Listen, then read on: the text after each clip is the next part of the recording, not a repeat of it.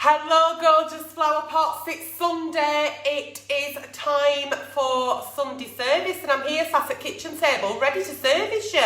How are we on one and all? Where are you watching me from? Give me a like, give me a love, give me a share. It's Sunday here in the UK, it's the 24th of January. So without further ado, can I just say a massive happy birthday to my lovely mum who is 68 today. She won't see this because she doesn't have social media. We've only just been able to attempt to get Joanne on FaceTime. And when we do FaceTime her, we see a lot of her nostrils or the ceiling. So I think social media is a step too far for now. I've tried to cleverly blow dry my hair today to hide the roots. However, here we all are, it's Sunday, hello. Okay, so I did the new update that Facebook wanted me to do for the new page's experience because I'm a public figure. And I've lost all my Sunday services, I've lost all my nighttime with Nelly's. So if you did send a message and you're not sure whether it's been read out or whether I received it, please can you send again? Please just write into the page with Sunday service or your nighttime with Nelly's or any requests for reviews because I buy and try so you don't have to.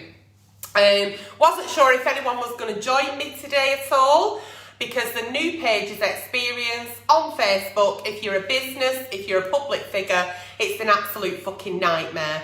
So I've done a few webinars and I'm doing some tutorial sessions to try and get my head round actually what the fuck is going on. Got all my reviews in place now, so I will start filming tomorrow.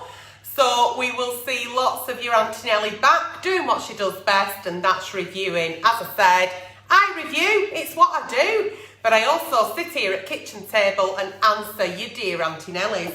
So I've got some Sunday services, not as many as I'd normally have due to the update. Debbie James, hello in Manchester.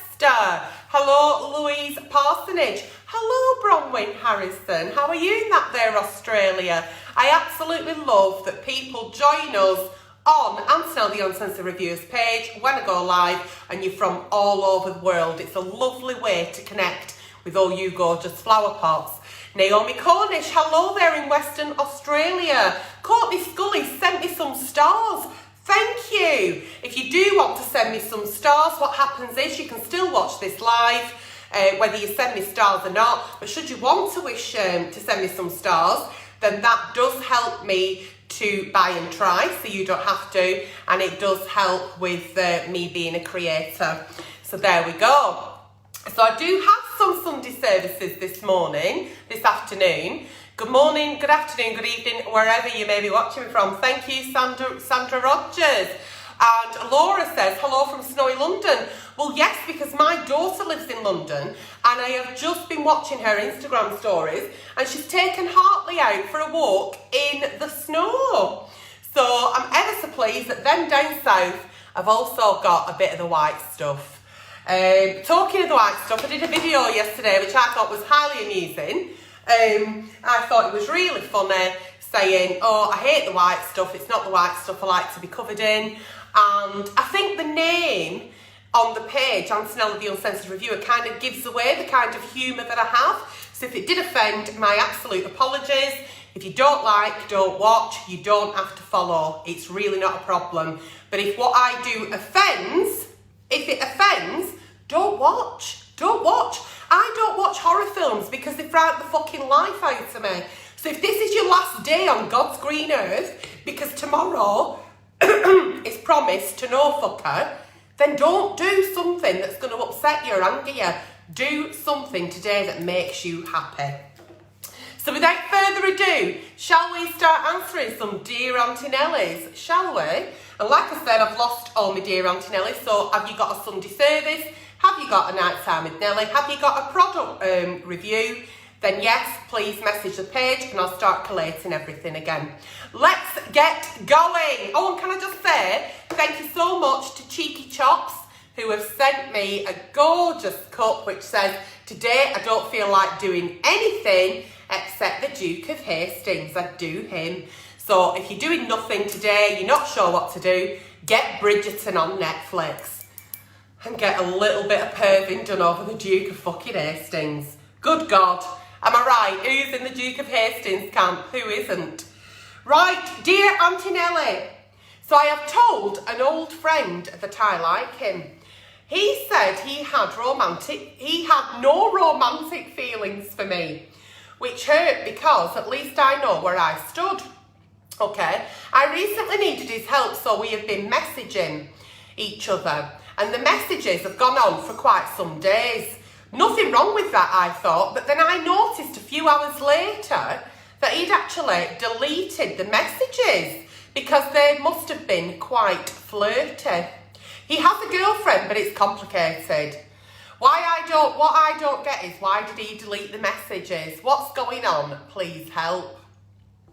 So, in the eyes of Aunty Nelly, can I just say, if we're having to delete any messages on our devices, then it's like cheating, isn't it? Because you shouldn't have anything on your devices that you're afraid of somebody finding. So this guy has been a bit flirty in messages. He's in a relationship. I doubt it's complicated. However, if he continues to flirt with you on messages, it could get complicated should he be found out. And when you told this guy that you had romantic feelings for him and he said, I don't feel the same, why are you allowing to be a pawn in his game?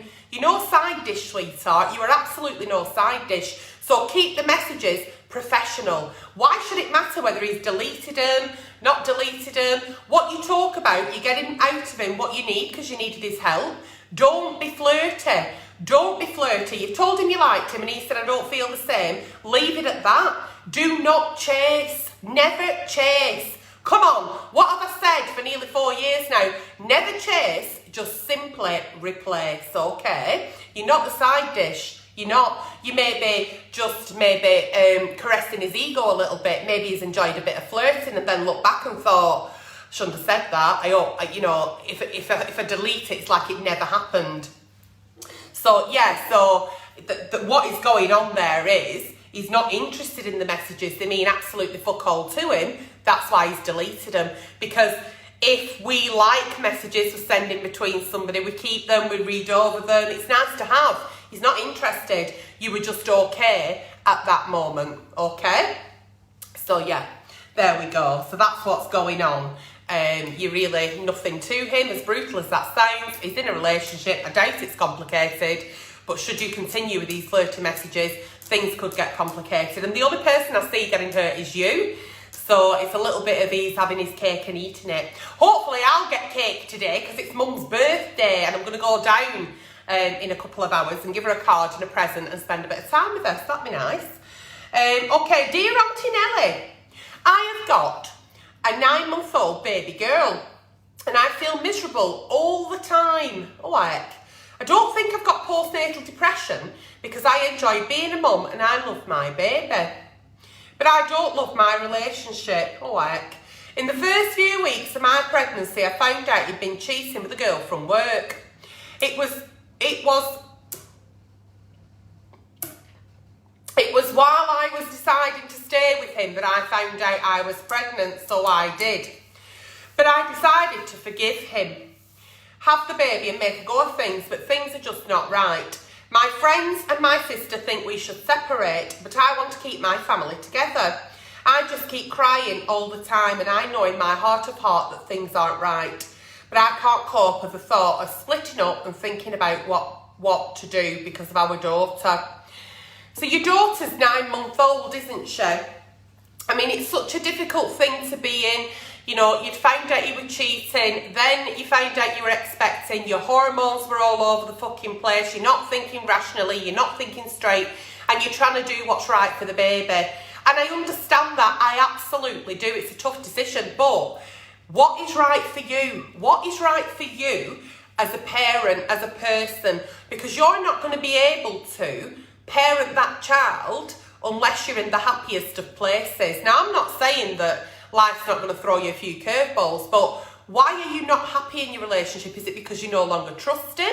Is it because he's still working at the same place he was working at? Is he still working with the girl he had the affair with? You're not saying too much, but I think here, ultimately, You're not happy because he cheated on you. And no, that doesn't make anybody happy. My husband cheated on me when I was 7 months pregnant with Olivia, and I had a tough call to make, and I've spoke about this several times, so if I'm boring you, I apologise. But I know me as a person, and I would have never trusted him again, ever. So I wanted my baby to be born into a beautiful, happy home with mummy and daddy living elsewhere. She knew no different. She's never known us together. Your baby is only 9 months old. Make the decision now before it gets tougher, before she gets older. Babies adapt, children adapt. And if you now decide to separate, she won't have any kind of recognition of maybe the unrest, the uneasiness, the unhappiness, the arguments. You know, you've got to be happy as parents, and I don't think you're happy together. So I personally think that your friends and family are probably right. Maybe you should separate. But when you're thinking of what your daughter needs, you're thinking it's mum, dad in a happy home. Daughter does need mum and dad, but needs both parents to be happy. And this is going to continue and it's going to fester. And in your heart of hearts, you've already wrote it down on paper. You know it's not right. So make the break now. The sooner, the better. And then everybody can start to heal, learn from this, move on and have a happy baby. And just remember that kids grow, don't they? And had I have stayed with my husband, Olivia's 26 in October, we'd have probably divorced somewhere down the line. So she would have then had to feel, she would have been older and going through advice, going through sort of like my parents are arguing, my parents are split up. She knew no different. So if you're thinking of separating, the sooner the better for that child. But ultimately put you first. You're the most important in this. Okay. Dear Aunty Nelly, why are relationships so difficult? I know. Oh, God almighty. I recently began seeing a man, and after 6 months on my own, my previous relationship ended. So after we moved in together, hang on. I thought it was a real deal and that we were going to get married, but it just went wrong. Oh, heck. So we stopped communicating and being intimate, and he started treating me like a servant and expected me to do all the housework. Recently, this new guy started talking about us sharing a place together, and now I feel really nervous that it will end the same way. Is it me? Should I just leave things as they are? So it sounds to me like you've got a commitment issue, and it sounds to me like you're taking your last problems from last relationships, that baggage into new relationships, which has put the fear of God into you. So you're thinking that if you do move in with this guy, it's going to be the exact same as your last relationship. You're thinking that he's going to once again make you do all the housework and intimacy is going to stop and you're going to get a bit too settled too quick. You've only been on your own for 6 months. That to me is a massive fucking red flag. You've not been on your own long enough to jump straight back into a new relationship.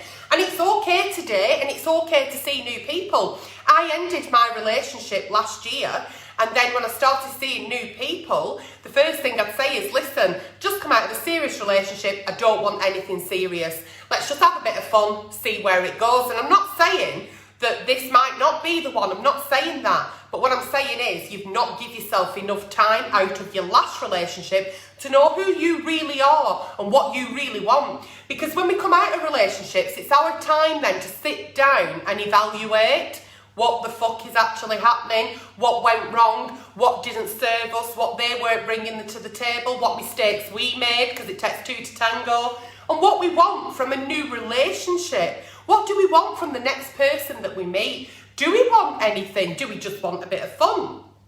So you're terrifying yourself, but you're the only person that's put yourself in this position. So I would absolutely put the fucking brakes on here and just breathe. Just take 10 and have a breath and just sit down and think, right, I know that it might not be the same with everybody I move in with, but I don't think I'm ready to move in and take that step because I'm not ready. If he was the person that you wanted to spend the rest of your life with, because I think moving in together is as much as a commitment as marriage, then you would be having no fears. But you have got these fears, and rightly so, because you don't know where you are. You've not given yourself enough time to actually heal from your last relationship, lick your wounds, find out who you are and move on. So carry on in your relationship and just say, I'm really not wanting to think about that. I enjoy what we have now. I don't want to think about that in the future. I love what we've got now. I'd love to even go on holiday with you, spend a few more date nights together, whatever it may be, but try and carry on with the relationship if you like him, but don't be looking at fucking wedding bells or signing contracts on fucking rent agreements. Don't think you're there yet. And after 6 months, of course you're not, and that's fine. But at least you've identified what you don't want in your next relationship. You don't want to move in with somebody and the intimacy goes, and you don't want to be the domestic cleaner. And that's fine, you know. So at least you're identifying little things that you know don't serve you. I thought black coffee without milk, just in case, PC, it tastes a lot more magical in the Duke of Hastings cup. It tastes exactly the same.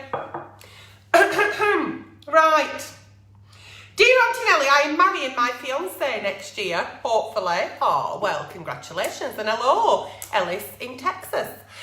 Okay, but the wedding is already causing a lot of stress thanks to his ex. Oh, heck.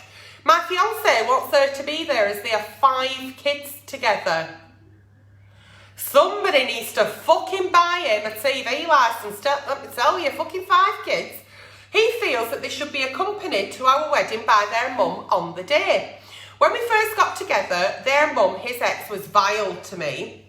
She posted lots of nasty comments on social media, blaming me for the end of the relationship, which is just not true. This all stopped after a few months and I hardly ever saw her again. But I just can't forgive and forget that easily and don't feel I should have to have her on my wedding. Every time I bring it up, my fiancé just gets irritated and says I'm making a huge fuss. I think he's forgotten how mean and unreasonable she was. What do you think? Am I making too much of her being at our wedding? Honest advice, please.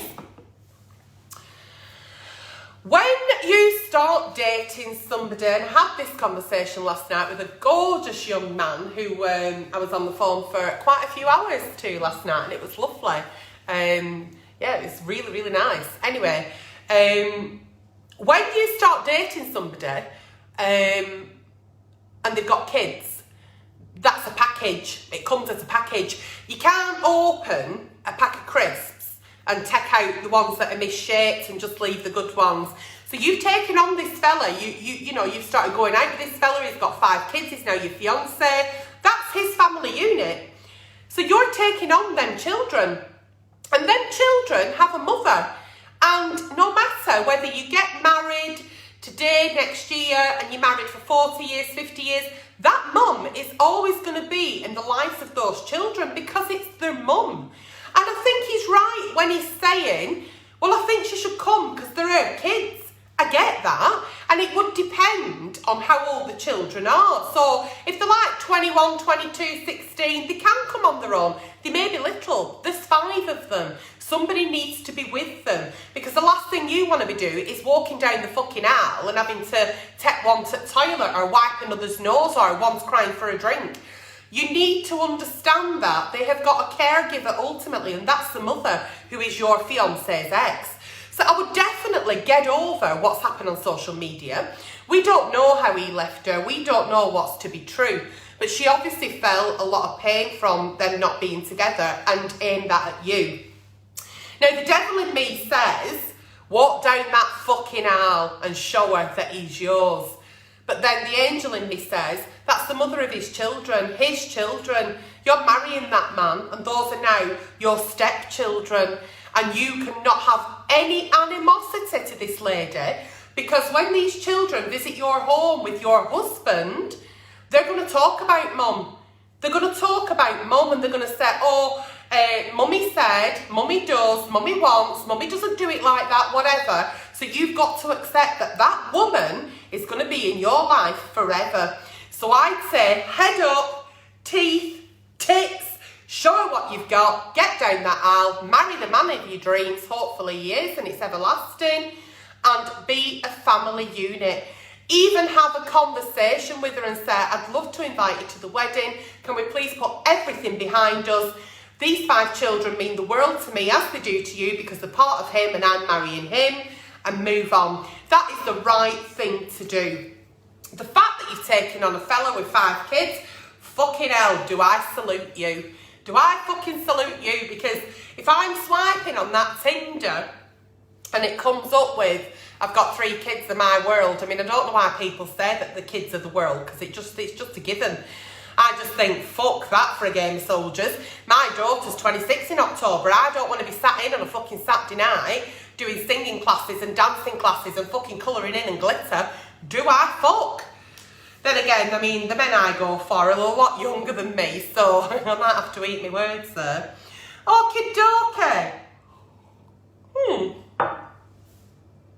Are we all enjoying Sunday service, by the way? Are you giving me a like? Are you giving me a love? Are you giving me a share? Where are you actually watching me from? Who's having a roast today? What you roasting? Are you having beef? Are you having turkey? Are you having chicken? Are you having a nut roast? I'm still vegan. 24 days into being vegan. And I am missing a king prawn, I won't lie to you. But I'm doing all right, and it's doing fantastic for my health.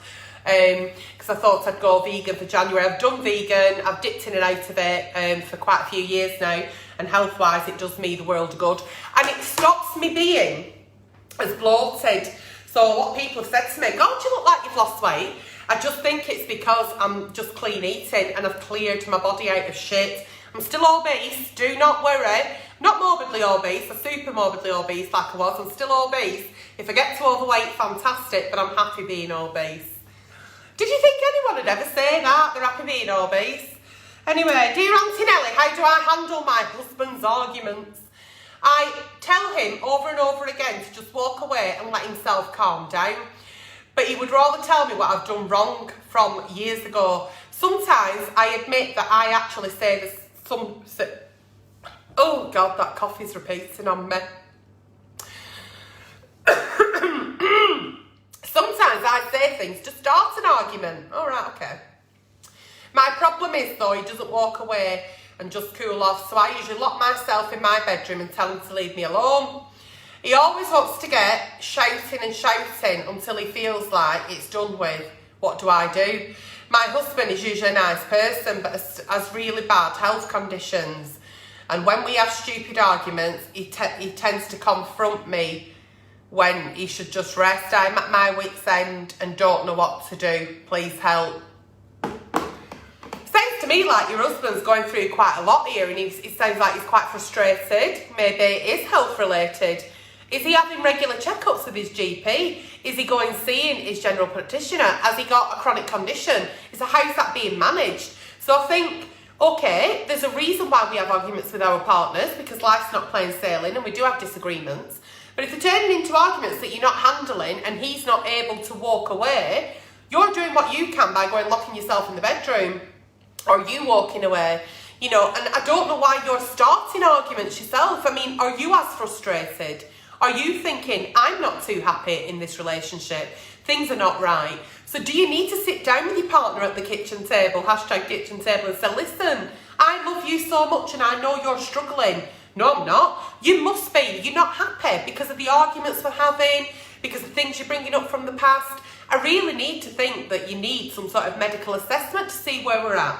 So let's get the physical side of him sorted first. And once that's done, then we can look at the mental side of things, because it sounds to me like you're both quite unhappy in the relationship that you're in because of influencing factors, whether it be health concerns, money concerns, your relationship is not as intimate as it was, or maybe it's just a case of neither of you are mature enough to understand what's going on, so that the way that you deal with this is by having these arguments.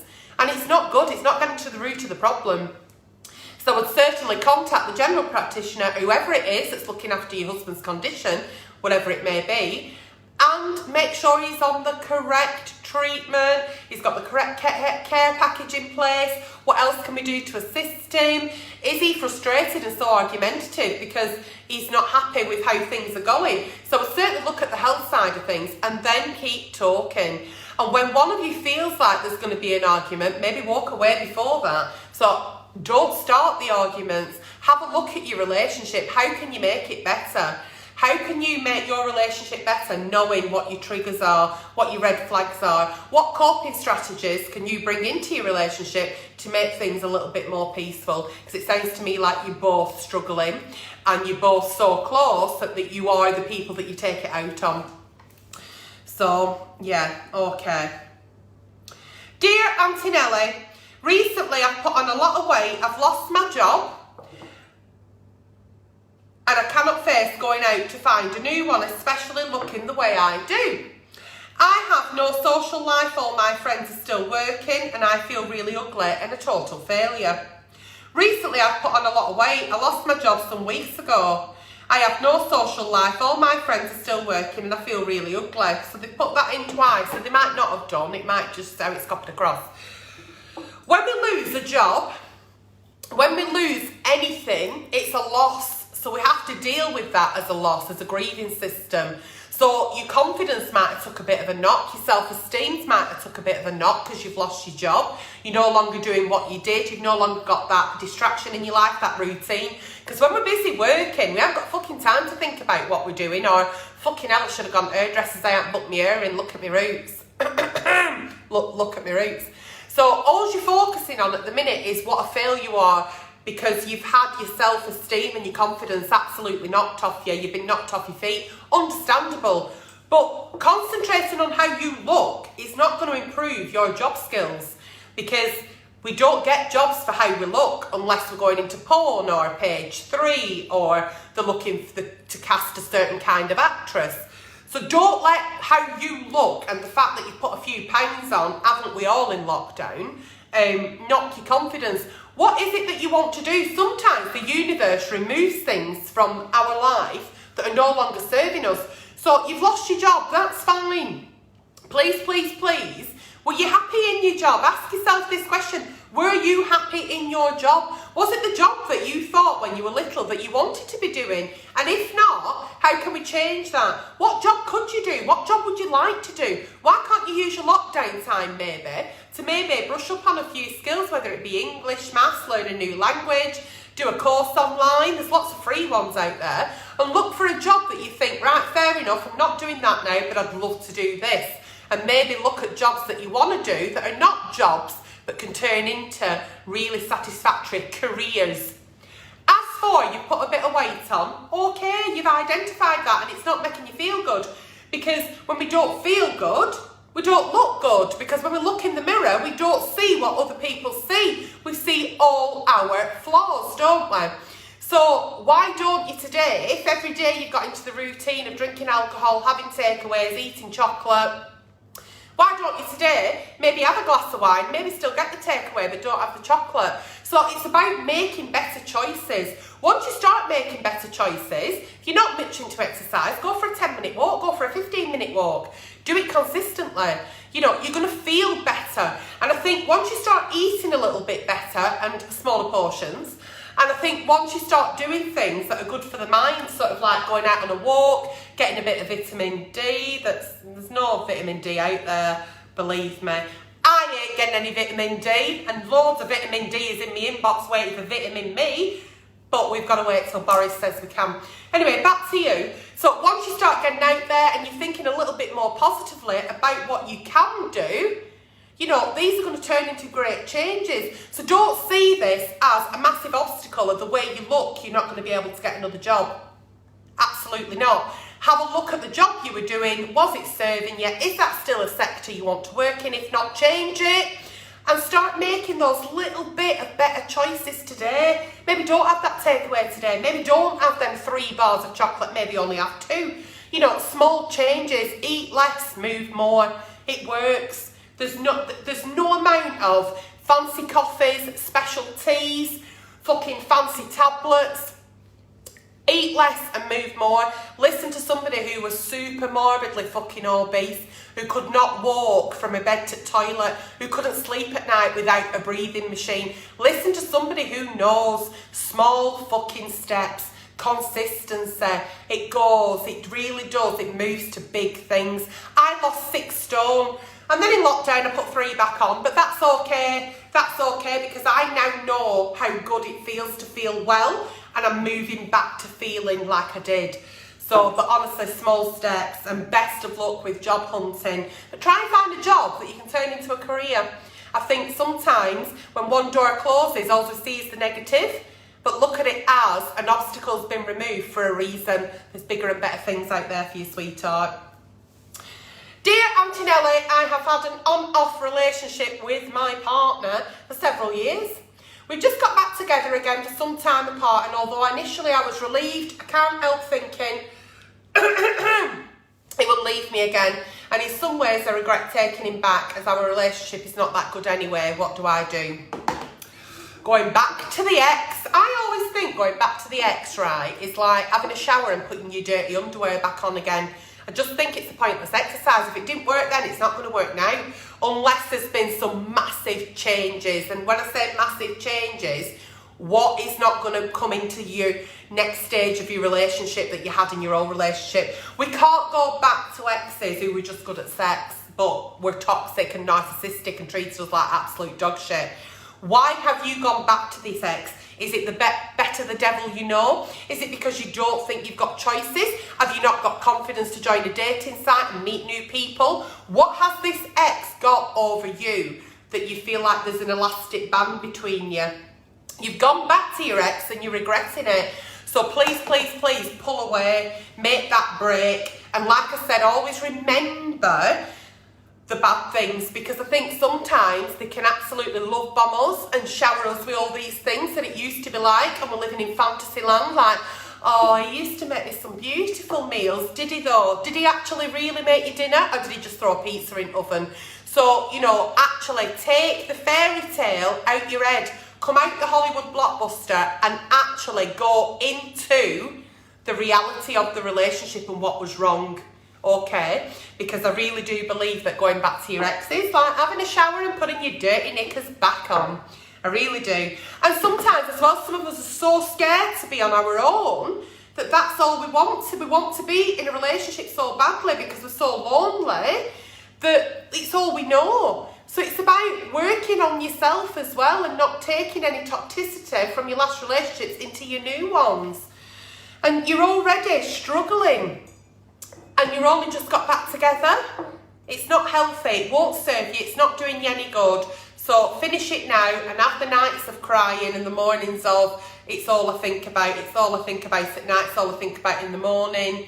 Bear with me, I think we've got somebody on here who thinks he's on Plenty of Fanny, and he's not. He thinks it's a dating site. Bless him. He's now been blocked by me and admin. So my apologies. We had a little Plenty of Fanny on there, didn't we? Right, so, you know, I'm not saying that nobody can ever go back to their exes and it's not going to work. I'm not saying that. But when you go back to your ex and you're already dreading it, you know, it's a massive red flag. And we've got to listen to our gut as well.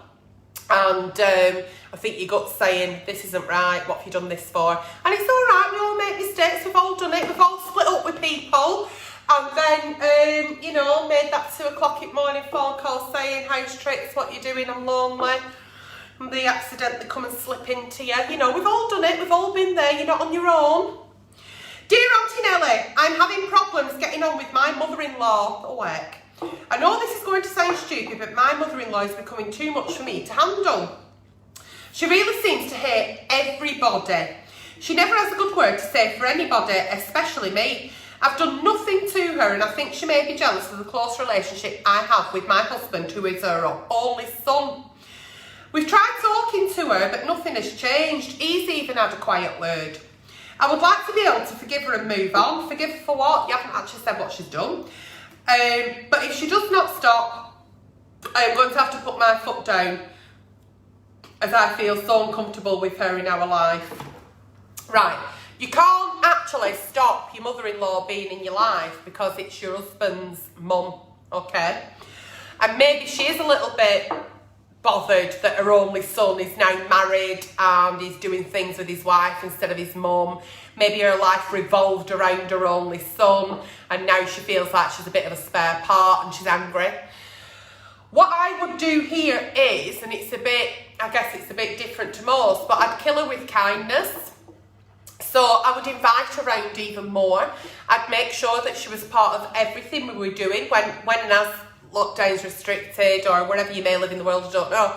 But I would make her part of your family unit so you're not leaving her out in the cold.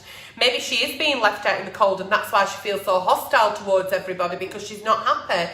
You know, this is his mother who's raised him as a small boy to a young man, you know, and she's missing her son, it sounds to me like, and it sounds to me like she's lashing out at the wrong people, absolutely, but we've got to be kind to her. So I would definitely kill her with kindness, invite her around for Sunday dinners, ask her what she's been watching, what she's doing, does she fancy going for a walk, text the woman now and again, get to know your husband's mother. Because unfortunately, unless she does something that's completely criminal, she's always going to be in your life. And to remove that animosity and to remove that anxiety, the only person that's put it there is you by the situation. So remove that. Get to know the lady. Get to know what she was like as a young woman. One day this woman might be the grandmother of your children. So unless she's done something absolutely criminal, you're not going to get rid of her, and you shouldn't get rid of her. But I think you should make friends with her, and you should allow her a few opportunities to like make things right. So we don't walk away unless we know we've exhausted every avenue. So invite her around for dinner, maybe go on a walk, phone her up and ask how she is, rather than just phoning for a reason. You know, not everybody has brilliant mother-in-laws, I'm completely aware of that, and she might actually just really fucking hate you, but I don't think you've done enough yet to actually think that you don't want her in your life. So that's that. And that's been today's Sunday service, and I hope you've all enjoyed it as much as I have. I'm going to get myself sorted now and get down to my mother's because she's 68 today, is our Joanne, it's her birthday. Yeah. So, no dear Aunty Nelly's in the box at all. So if you want a nighttime with Nelly answered or you want another Sunday service answered, then please write into the page. If you are looking for me to review something, because I buy and try so you don't have to, then please message the page. Message the page, and I'm starting to correlate all the messages again, because without them, I don't write them, I don't make them up. Without them, there's no live shows. And at the moment, I've got fuck all for nighttime with Nelly. So my anxiety is through the roof. Well, I hope you've enjoyed this live as much as I have. Like I said, I'm going to go down and see our Joanne now. Whatever you do with your day or your evening, enjoy it, stay safe, and I'll see you all very, very soon.